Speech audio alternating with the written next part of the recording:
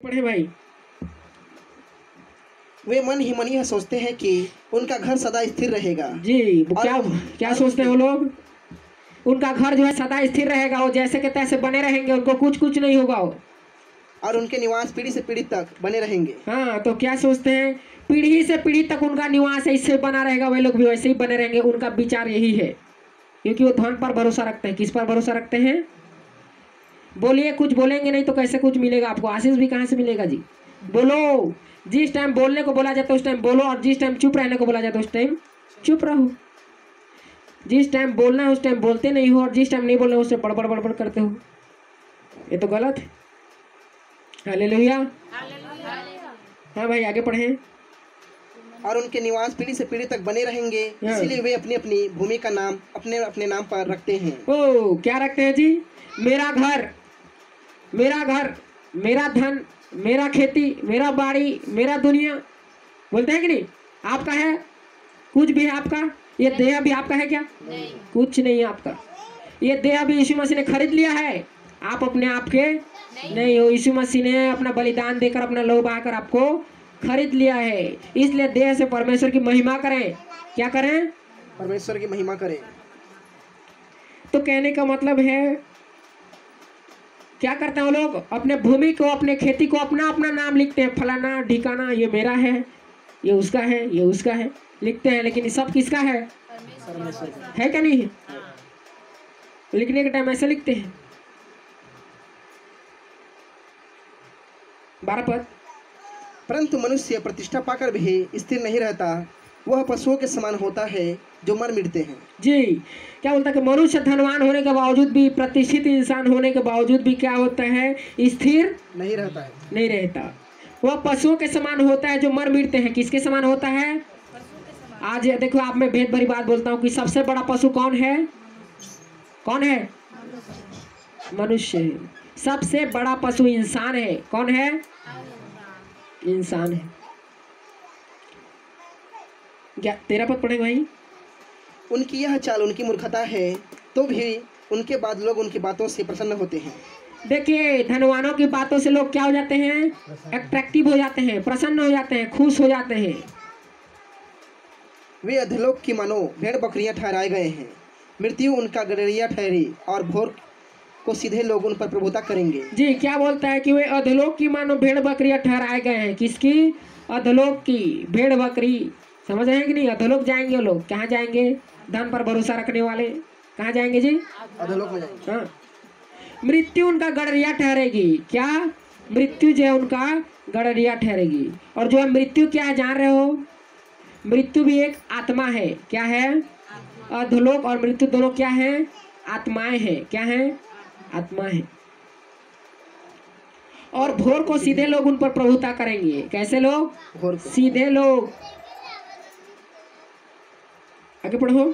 और उनका सुंदर रूप अधलोक का कौर हो जाएगा, और उनका कोई आधार न रहेगा। जी, यहाँ पर क्या बोलता है? इधर सुनो, धन पर भरोसा रखने वालों, इधर ध्यान दो। धन पर जो भरोसा रखते हैं, विश्वास करते हैं, फूलते हैं, फलते हैं।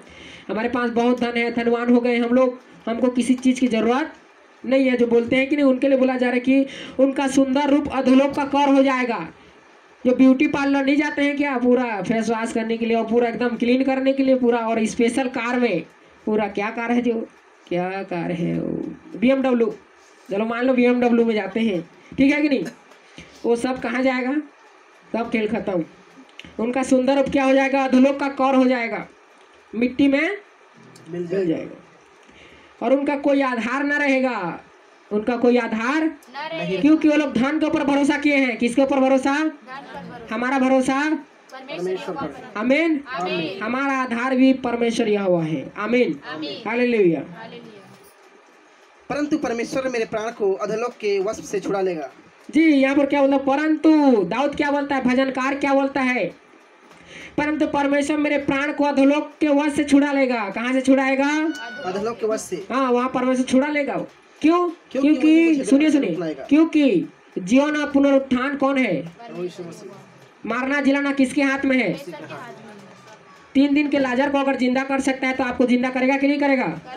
विश्वास है कि नहीं? जिनको विश्वास है जरूर जिंदा करेगा। क्योंकि लिखा है कि नहीं, जो मुझ पर विश्वास करता है वह यदि मर भी जाए तो भी जी उठेगा। उसको मैं अंतिम दिन जिला उठाऊंगा। क्या करूंगा? अंतिम दिन जिला उठाऊंगा। जो विश्वास करते हैं यीशु मसीह के ऊपर, उनके लिए है। समझ रहे हैं कि नहीं? यस। हाँ पढ़िए भाई। क्योंकि वही मुझे ग्रहण कर अपनाएगा। हाँ जब कोई धनी हो जाए और उसके घर का वैभव बढ़ जाए, तब तू भय न खाना। ओ क्या बोलता है? सुनो सुनो सुनो, जो परमेश्वर पर भरोसा रखने वाले सुनो इधर ध्यान से, परमेश्वर का भय मानने वाले सुनो। क्या बोलता है? जब कोई धनी हो जाए और उसके घर का वैभव बढ़ जाए, तब तो भय न खाना। जब आपके पड़ोसी, आपके नाते रिश्तेदार धनी हो जाते हैं, आपसे बड़े भी हो जाते हैं, तो उससे भय ना खाना। नहीं खाना। क्यों? 17 पद। क्योंकि वह मर कर कुछ भी साथ न ले जाएगा हाँ और न उसका वैभव उसके साथ कब्र में जाएगा। ओ इसलिए बोलता है कि भय ना खाना। क्यों? क्योंकि वो मर कर कुछ भी साथ, अपने साथ कुछ भी नहीं ले जाएगा। लेकर नहीं जाएगा। नंगा आया है, नंगा ही जाएगा। चाहे वह जीते जी भी अपने आप को धन्य कहता रहे, जब तू अपनी भलाई करता है, तब वे लोग तेरी प्रशंसा करते हैं। हाँ तो बोलते हैं कि चाहे वह जीते जी अपने आप को धन्य कहता है, मेरे पास बहुत धन है, मैं धनवान हो गया हूँ जी। क्या हो गया हूँ मैं? ऐसे बोलेंगे कि नहीं? जो धनवान हो गया हूँ, धन पर भरोसा रखने वालों को बोला जा रहा है।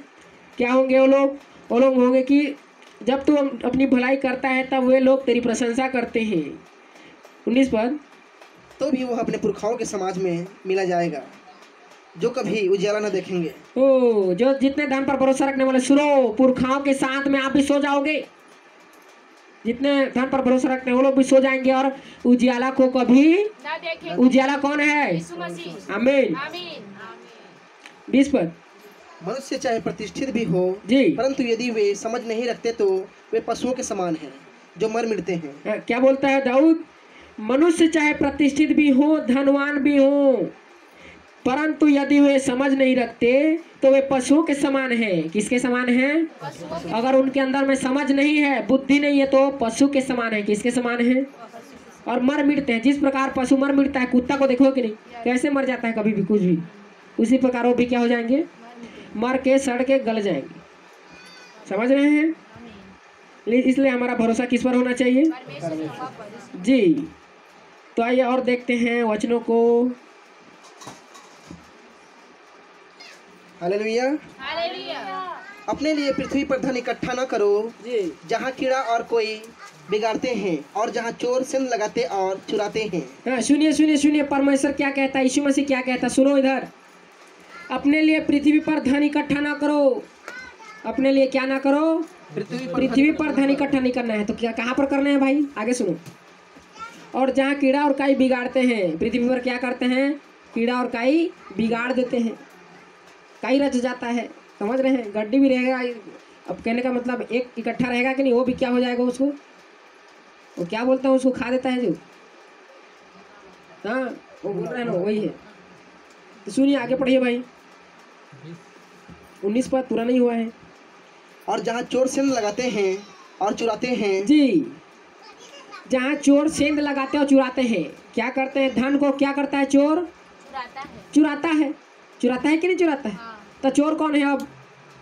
चोर कौन है? शैतान है। चोर कौन है? शैतान। हाँ। लेकिन कहने का मतलब यहाँ पर जो धन को रखा रहता है बहुत सारा, तो उसको इस पृथ्वी पर अगर धन इकट्ठा करेगा तो क्या होगा? चोर क्या करेगा? आकर के चोरी करके ले जाए। चुरा करके ले जाएगा। 20 पद। परंतु अपने लिए स्वर्ग में धन इकट्ठा करो, जहाँ न तो कीड़ा और न कोई बिगाड़ते हैं और जहाँ चोर न सिंध लगाते और न चुराते हैं। हालेलुया। तो भाई कहाँ में धन इकट्ठा करना है?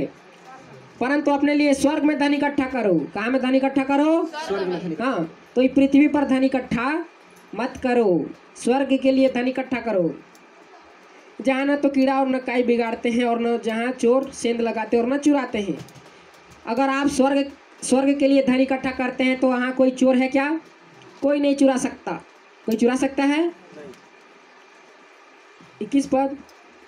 क्योंकि जहाँ तेरा धन है वहाँ तेरा मन भी लगा रहेगा। ओ क्यों नहीं? कहने का मतलब है जहाँ तेरा धन है वहाँ तेरा मन भी लगा रहे। देखो यार, कोई भी इम्पोर्टेंट चीज़ अगर आप रखें इधर, तो आप भले ही यहाँ हैं, या जैसे कि कोई घर में कुछ लगा के आए हैं, जैसे मछली वछली तल रहे हैं और चूल्हा में रख दिए हैं, तो ध्यान कहाँ है आपका? आप बैठे तो यहाँ हो, लेकिन मन कोई बिल्ली तो ना खा रहा हो उसको, कुछ भी ऐसा कुछ नहीं है।